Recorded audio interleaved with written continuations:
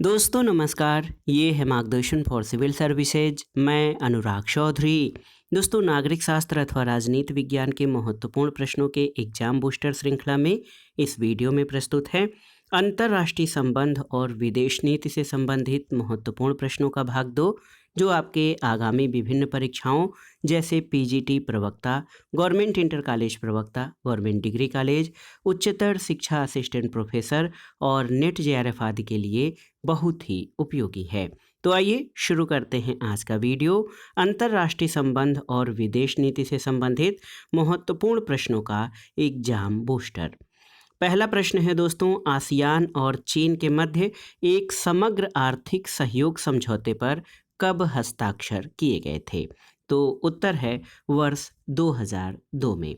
दोस्तों, आसियान जो है इसका पूरा नाम association of south east Asian Nations यानी दक्षिण पूर्व एशियाई देशों का संगठन, ये एक क्षेत्रीय सहयोग संगठन है।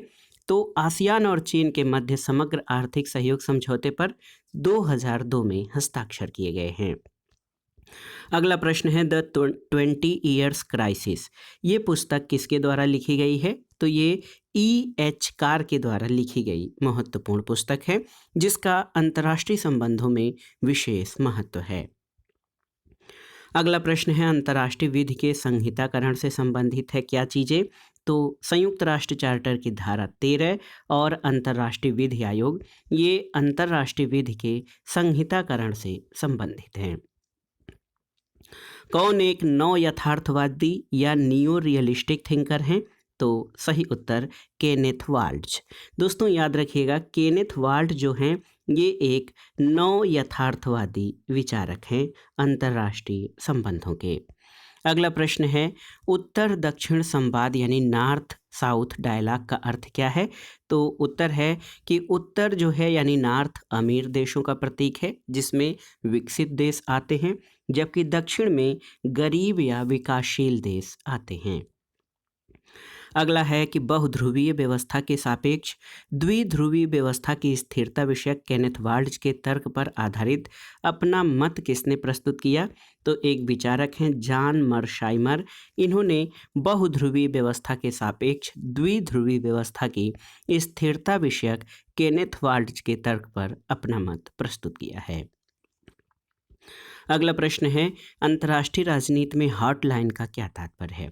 आप हॉटलाइन के बारे में जानते होंगे कि विभिन्न देशों के राष्ट्राध्यक्ष जो है किसी विशेष परिस्थिति में हॉटलाइन पर संपर्क करते हैं। इसका अर्थ है सीधे संचार या संपर्क सूत्र के द्वारा प्रतिकृति हस्तांतरण क्षमता, डीसीएल के माध्यम से ग्राफिक सामग्री भेजना और राष्ट्रों सरकारों के प्रमुखों के मध्य सीधा संचार संवाद, ये सभी अंतर्राष्ट्रीय राजनीति में हॉटलाइन से संबंधित हैं।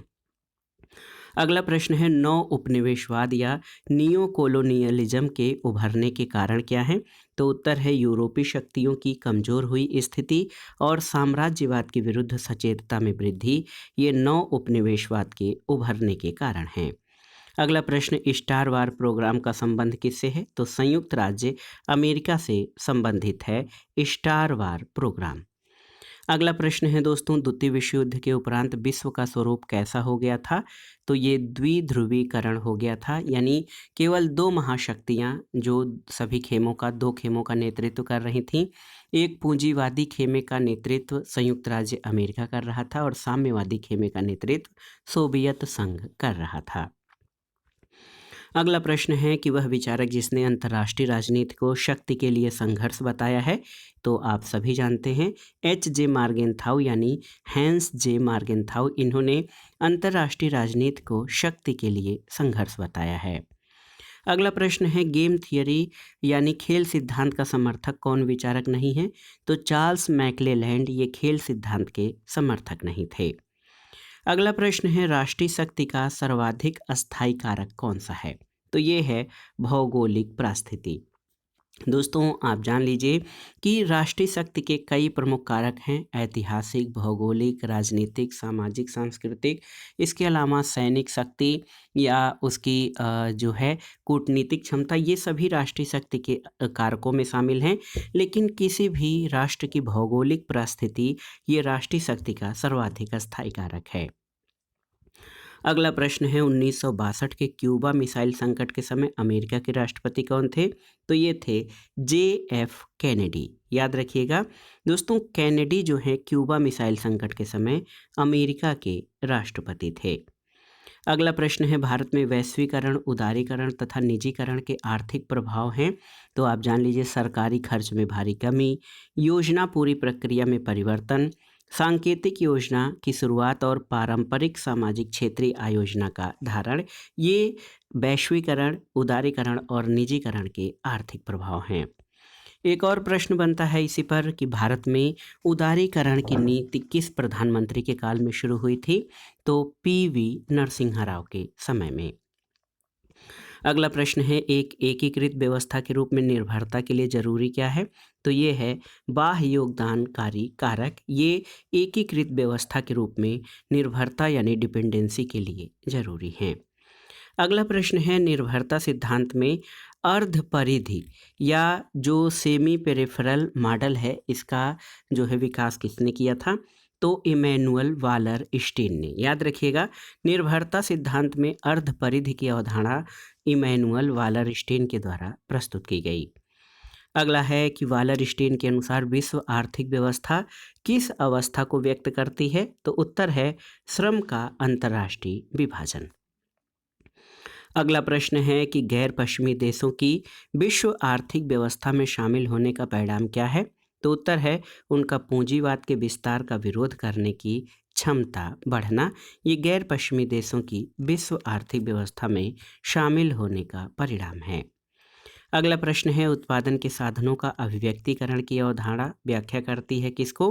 तो ये विश्व के कुछ देशों में अल्प विकास की स्थिति को व्यक्त करती है।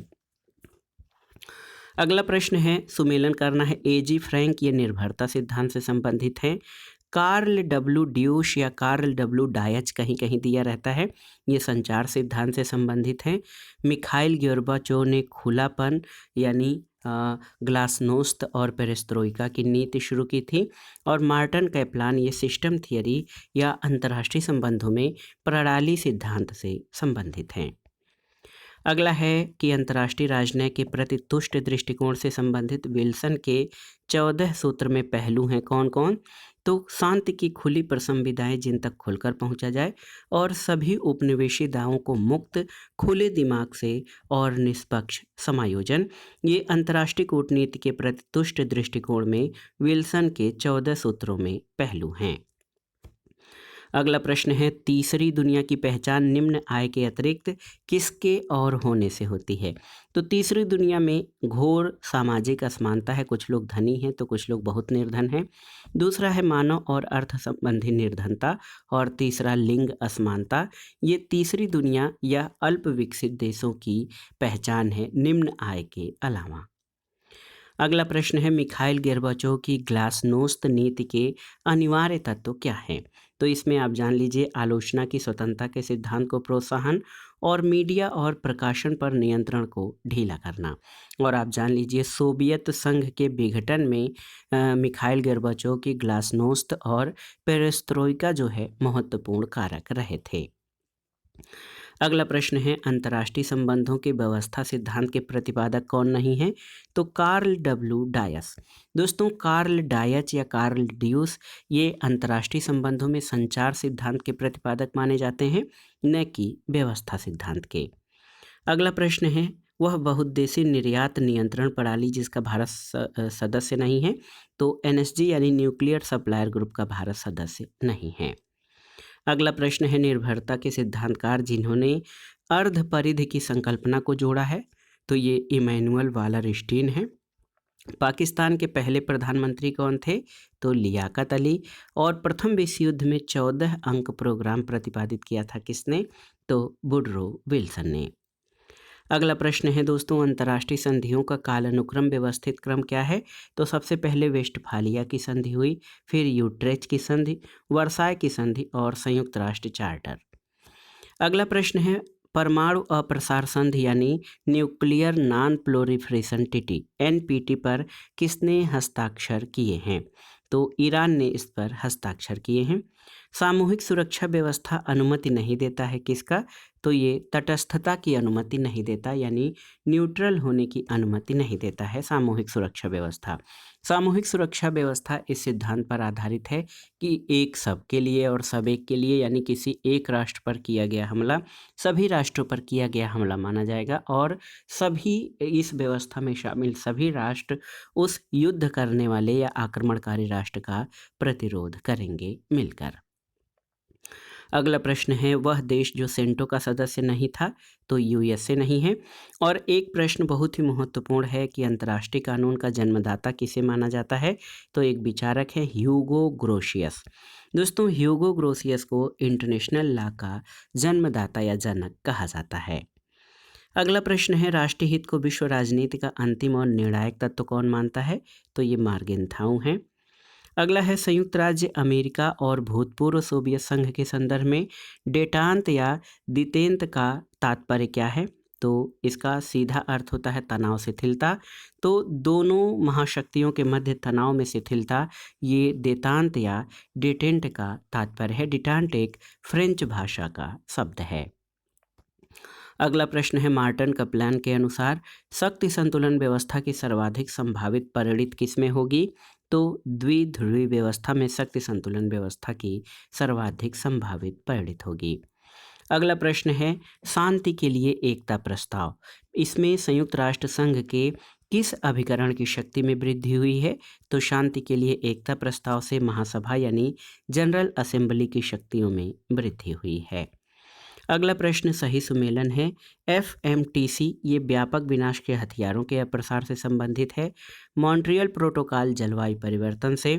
ट्रिप्स जो है ये विश्व व्यापार से संबंधित है और WSF ये वैश्विक सामाजिक आंदोलन से संबंधित है। अगला प्रश्न एक महत्वपूर्ण और आसान सा प्रश्न है, पॉलिटिक्स एमंग नेशंस पुस्तक लिखी गई है किसके द्वारा, तो हैंस जे मार्गेनथाउ के द्वारा। अगला प्रश्न है, शक्ति संतुलन स्थापित करने का साधन नहीं है, तो अहस्तक्षेप जो है ये शक्ति संतुलन स्थापित करने का साधन नहीं है। अगला प्रश्न है कि अल्प विकास या जो एक तरह से अल्प विकास या कम विकास जिसको कहा जाए, इसको समझाने के लिए, अंडर डेवलपमेंट को समझाने के लिए डिपेंडेंसी थियरी यानी निर्भरता सिद्धांत का विचार किसने प्रस्तुत किया, तो एक विचारक हैं समीर अमीन, इन्होंने डिपेंडेंसी थियरी का विचार प्रस्तुत किया है। अगला प्रश्न सुमेलन करना है, मार्गेनथाउ यथार्थवादी विचारक हैं। बर्नार्ड कोहेन निर्णय निर्माण उपागम से संबंधित हैं। मार्टिन कैप्लान का संबंध व्यवस्था सिद्धांत से है और इमाइल बर्ड ये खेल सिद्धांत से संबंधित हैं।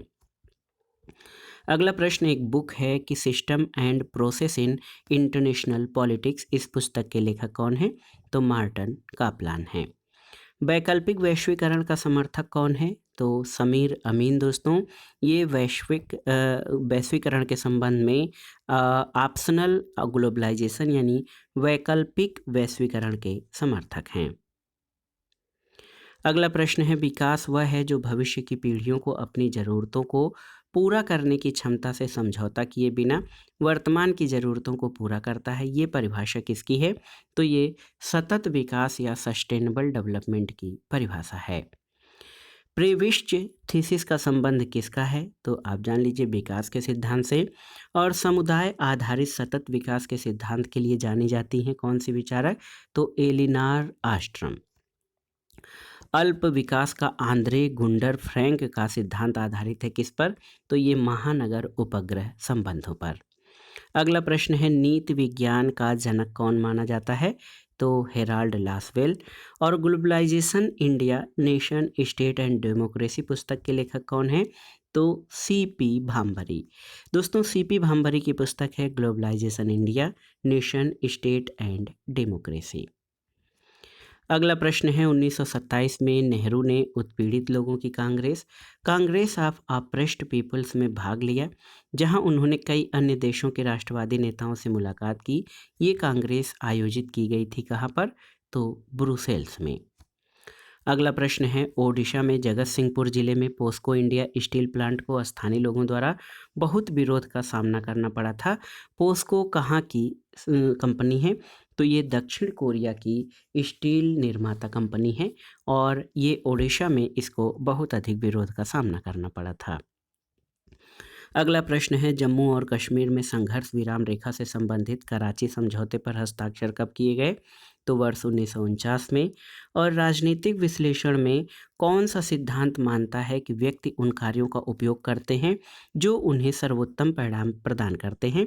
तो ये अंतर्राष्ट्रीय संबंधों का खेल सिद्धांत या गेम थियरी ये मानता है कि व्यक्ति उन कार्यों का या उन एक्शंस का उपयोग करते हैं जो उन्हें सर्वोत्तम या सर्वश्रेष्ठ परिणाम देता है। अगला प्रश्न है दोस्तों, लाल साम्राज्य या यूएसएसआर सोवियत संघ गणराज्य विघटित हुआ था कब? तो ये 1991 में विघटित हुआ था। अगला प्रश्न है, मध्य एशिया का वह देश जिसने 10 वर्षों तक चले गृह युद्ध को देखा? तो ये ताजिकिस्तान है। और मालदीव के राजनीतिक मामलों में किस पार्टी का दबदबा है? तो ये मालदीव लोकतांत्रिक पार्टी का। 19 मार्च 2003 को अमेरिका ने operation Iraqi freedom code name के तहत अपना आक्रमण शुरू किया था, किस पर? तो इराक पर। और देखिए, एक अमेरिकी जनरल नॉर्मन ज्वार्सकोफ ने इराक के खिलाफ संयुक्त राष्ट्र गठबंधन का नेतृत्व किस संयुक्त राष्ट्र ऑपरेशन में किया था? तो ये था ऑपरेशन डेजर्ट स्टॉर्म। विकास का समाजवादी मॉडल किससे संबंधित है? तो ये सोवियत संघ से संबंधित है। अगला प्रश्न है, अंतर्राष्ट्रीय महत्व की आर्द्रभूमि पर कन्वेंशन विशेष रूप से जल पक्षी आवास के रूप में पुष्टि की गई थी कब? तो 1971 में। 15 सोवियत गणराज्यों में से पहला जिसने अपने आज़ादी की घोषणा की थी तो ये था लिथुआनिया, जो पहले सोवियत संघ गणराज्य का भाग था। अगला प्रश्न है, हाइपर ग्लोबलिस्ट वैश्वीकरण को परिभाषित करता है? तो हाइपर ग्लोबलिस्ट वैश्वीकरण इतिहास का एक नया युग है जिसमें पारस्परिक राष्ट्र वैश्विक अर्थव्यवस्था में अस्वाभाविक यहाँ तक कि असंभव व्यावसायिक इकाइयाँ बन गए हैं। अगला प्रश्न है, 1860 के दशक में संयुक्त राज्य अमेरिका ने किस मुद्दे पर उत्तरी और दक्षिणी राज्यों के बीच गृह युद्ध देखा? तो ये दास्ता या गुलामी के उन्मूलन पर। अगला प्रश्न है, कौरेल वासक ने फ्रांसीसी क्रांतिकारी नारे के अनुसार मानवाधिकारों के ऐतिहासिक विकास को वर्गीकृत करने की मांग की, तो वो फ्रांसीसी क्रांतिकारी नारा क्या था? तो ये था लिबर्टी, इक्वलिटी एंड फ्रेटर्निटी, यानी स्वतंत्रता, समानता और बंधुत्व। अगला प्रश्न है, चीन ने तिब्बत पर कब कब्जा कर लिया था? तो 1950 में। और अगला प्रश्न है, सैन्य मामलों पर विज्ञान और प्रौद्योगिकी के प्रभाव को दर्शाता है क्या? तो लंबी दूरी की मिसाइलों, विमानों और पनडुब्बियों ने एक राष्ट्र की भेद्यता के निर्धारक के रूप में भौतिक स्थान के महत्व को कम कर दिया है। और दूसरा, यह अंतर्राष्ट्रीय संबंधों पर सैन्य प्रौद्योगिकी में बदलाव के प्रयास का एक शानदार प्रदर्शन प्रदान करता है। अगला प्रश्न है, राष्ट्रों के बीच असमानता का प्रमुख कारण क्या नहीं है? तो विकसित और विकासशील देशों के बीच व्यापार जो है ये राष्ट्रों के बीच असमानता का कारण नहीं है। अगला है कि दूसरे विश्व युद्ध के बाद पूंजीवादी या मुक्त बाजार राष्ट्रों द्वारा गठित रक्षात्मक गठबंधनों में से कौन सा नहीं है? तो वार्सा संधि इसमें से नहीं है। शरणार्थी शब्द को 1951 से संबंधित संयुक्त राष्ट्र सम्मेलन द्वारा परिभाषित किया गया है, जिसके अनुसार किसी व्यक्ति को शरणार्थी कहा जाएगा जो 1 जनवरी 1951 से पहले यूरोप में घटी घटनाओं का शिकार हुआ था, अपने मूल देश से बाहर था जिस देश का वो राष्ट्रीय है, और उत्पीड़न के एक सुस्थापित भय के कारण अपने मूल देश को वापस नहीं जा सका है, उसको शरणार्थी के अंतर्गत शामिल किया जाता है। अगला प्रश्न है, अंतर्राष्ट्रीय संबंधों को राष्ट्र राज्यों के दृष्टिकोण से नहीं बल्कि व्यक्ति की सुरक्षा के दृष्टिकोण से देखने को क्या कहा जाता है? तो मानवाधिकार या ह्यूमन राइट्स। अगला प्रश्न है, चीन के बारे में किसने कहा था कि ये एक सोता हुआ दैत्य यानी जॉयंट है, इसे सोने दो क्योंकि अगर यह जाग गया तो दुनिया को हिला देगा? तो ये नेपोलियन बोनापार्ट का कथन है चीन के बारे में। आतंकवादियों को एक देश में एक से अधिक देशों में संचालित करने के लिए प्रशिक्षित किया जाता है, उसे क्या कहा जाता है? तो इसको इंटरनेशनल टेररिज्म यानी अंतर्राष्ट्रीय आतंकवाद कहा जाता है। रंग भेद का संबंध किससे है? तो काले और गोरे या रंग भेद का संबंध दक्षिण अफ्रीका से है। मानवाधिकारों की सार्वभौम घोषणा के बारे में सही क्या है? तो दोस्तों एलेनोर रूजवेल्ट ने यूएसडीआर मसौदा समिति की अध्यक्षता की थी। अगला प्रश्न है, नेपाल राजतंत्र को खत्म करने के बाद कब लोकतांत्रिक गणराज्य बना है? तो वर्ष 2008 में। शीत युद्ध कब से कब तक चला था? तो शीत युद्ध दोस्तों 1945 से 1990 तक चला। अगला प्रश्न है, जुलाई 1956 में स्वेज नहर पर राष्ट्रीयकरण करने के मिस्र के फैसले ने एक गंभीर संकट पैदा कर दिया, जिसमें विभिन्न देशों द्वारा बल प्रयोग शामिल था। इसमें कौन सा देश शामिल नहीं था? तो ईरान इसमें शामिल नहीं था। अगला प्रश्न है, केन सारो वीवा ने मूवमेंट फॉर द ओगोनी पीपुल यानी MOSOP नामक राजनीतिक आंदोलन की शुरुआत कर एक अहिंसक संघर्ष का नेतृत्व किया था 1990 में। और आप बताइए MOSOP, हाँ, जो ये बहुत ही महत्वपूर्ण आंदोलन था, MOSOP। तो ये जो है आंदोलन, ये कहाँ पर प्रचलित था, इसके बारे में आपको कमेंट बॉक्स में बताना है। तो ये बहुत ही महत्वपूर्ण ये movement for the survival of Ogoni people, ये एक सोशल मूवमेंट था और ये कहाँ चलाया गया था, ये आपको बताना है कमेंट बॉक्स में। आप इसको विकिपीडिया से गूगल कर सकते हैं। तो इसको आप बताइएगा कि ये कहाँ पर चलाया गया था। केन सारो वीवा द्वारा ये जो है ये मूवमेंट 1990 में चलाया गया था। और ये कहाँ था? तो ये दोस्तों आपकी जानकारी के लिए बता दें कि ये आंदोलन नाइजीरिया में चलाया गया था। आपको कुछ और जानकारी मिलेगी इसके बारे में तो कमेंट बॉक्स में बताइएगा, अन्य साथियों को भी इससे फ़ायदा मिलेगा।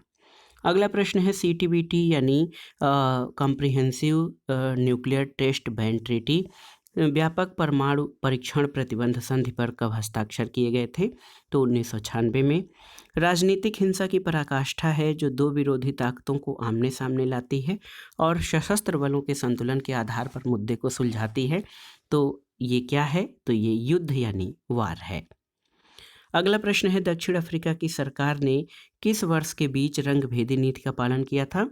तो 1945 से 1975 के बीच। अगला प्रश्न है, द्वितीय विश्व युद्ध के दौरान आत्मनिर्णय के सिद्धांत एक संदर्भ के रूप में पाया गया था किसमें? तो अटलांटिक चार्टर में।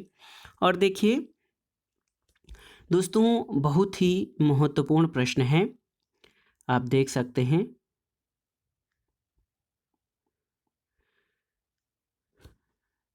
देखिए बहुत ही महत्वपूर्ण प्रश्न है आप सभी के लिए कि आधुनिक राष्ट्र राज्य यानी आधुनिक नेशन स्टेट की जो अवधारणा है, ये इसकी उत्पत्ति का पता लगाया जा सकता है। आज जिसे हम नेशन स्टेट कहते हैं, तो ये अवधारणा कहाँ से आई है? तो ये वेस्टफालिया की संधि जो है बहुत पुरानी संधि है, 1648 1648 की वेस्टफालिया की संधि है दोस्तों, 1648 में हुई थी। दोस्तों वेस्टफालिया की संधि जो है ये मई से अक्टूबर 1648 के बीच वेस्टफेलियन शहरों में हस्ताक्षरित शांति संधियों की एक श्रृंखला है और 30 साल के युद्ध और 80 साल के युद्ध को ये समाप्त किया था। और ये जो है यूरोप में कई युद्ध हो रहे थे उस बीच में, और ये अंतर्राष्ट्रीय संबंधों में राष्ट्र राज्य की अवधारणा के उदय के संकेत 1648 की ट्रीटी ऑफ वेस्टफालिया में मिलते हैं, जिसमें कि यूरोप में 30 वर्षीय युद्ध समाप्त हुआ था। अगला प्रश्न है, क्लिंटन प्रशासन ने किसके परमाणु कार्यक्रमों के प्रति कैंप फ्रीज और रोल बैक की नीति अपनाई थी? तो चीन के परमाणु कार्यक्रमों के खिलाफ। और मानव विकास रिपोर्ट किसके द्वारा जारी की जाती है? तो आप जान लीजिए, UN संयुक्त राष्ट्र विकास कार्यक्रम द्वारा, UNDP United Nations Development Programme के द्वारा मानव विकास रिपोर्ट जारी की जाती है। अगला प्रश्न है, अंतर्राष्ट्रीय राजनीति के शास्त्रीय यथार्थवाद विश्व दृष्टि की सबसे उपयुक्त अवधारणा क्या है? तो अंतर्राष्ट्रीय राजनीतिक सत्ता एक अंतहीन संघर्ष से प्रेरित है जिसके जड़ें मानव स्वभाव में है, और ये मार्गेंथाउ का विचार है। अगला प्रश्न है, वह विद्वान जिसने परिभाषित किया कि सफल राज्यों में दो प्रकार की शक्ति होती है, निरंकुश और अवसंरचनात्मक। दोनों राष्ट्रीय राजनीतिक व्यवस्था को स्थिरता प्रदान करने के लिए अभिसारित होती हैं। ये माइकल मान का कथन है। अगला प्रश्न है, युद्ध एक प्रकार से दुश्मन को हमारी इच्छानुसार मजबूर करने के लिए किया गया बल है। ये विचार कार्ल वान क्लाउसविट्ज के द्वारा दिया गया था। अगला प्रश्न है, संयुक्त राज्य अमेरिका का वह राष्ट्रपति जिसने स्टार वार कार्यक्रम प्रस्तावित किया था, तो ये थे रोनाल्ड रीगन। और वह विचारक जिसने परमाणु नैतिकता के 5 मैक्सिम्स यानी 5 सूत्रों की अवधारणा दी थी, तो ये जोसेफ नाई हैं। अगला प्रश्न, सुमेलन करना है युद्ध के प्रकार और विद्वान। न्यू वार या नए युद्ध मेरी कॉल्डोर, नेटवर्क युद्ध मार्क डफील्ड और जोखिम हस्तांतरण युद्ध मार्टिन शा और युद्ध का उदार तरीका इससे एम डिलन का संबंध है। आज की वीडियो का आखिरी प्रश्न है, परंपरागत सेना हारती है यदि वह नहीं जीतती, गुरिल्ला जीतता है यदि वह हारता नहीं है। ये विचार किसने दिया, तो ये हेनरी किसिंजर का विचार है। तो दोस्तों, ये था विभिन्न परीक्षाओं जो कि राजनीति विज्ञान और नागरिक शास्त्र विषय से आयोजित की जाती हैं। TGT, PGT, LT grade, government inter college प्रवक्ता, गवर्नमेंट डिग्री कॉलेज, उच्चतर शिक्षा असिस्टेंट प्रोफेसर, नेट जेआरएफ और विभिन्न राज्यों द्वारा आयोजित की जाने वाली अध्यापक भर्ती परीक्षाओं के लिए ये अंतर्राष्ट्रीय संबंध और विदेश नीति से संबंधित महत्वपूर्ण प्रश्नों का वीडियो बहुत ही महत्वपूर्ण है। आप इन सभी प्रश्नों को तैयार कर लीजिएगा। काफ़ी लंबे समय के बाद हम लोग राजनीति विज्ञान की श्रृंखला ला पाए हैं, लेकिन हम कोशिश करेंगे कि ये श्रृंखला रेगुलर रहे। एक दिन या एक आध 2 दिन के गैप पे ये श्रृंखला चलती रहे। तो ये वीडियो आपको कैसा लगा हमें कमेंट बॉक्स में ज़रूर बताइएगा। वीडियो को लाइक करें, शेयर करें और इस चैनल मार्गदर्शन फॉर सिविल सर्विसेज को सब्सक्राइब करें। वीडियो देखने के लिए धन्यवाद दोस्तों। नमस्कार।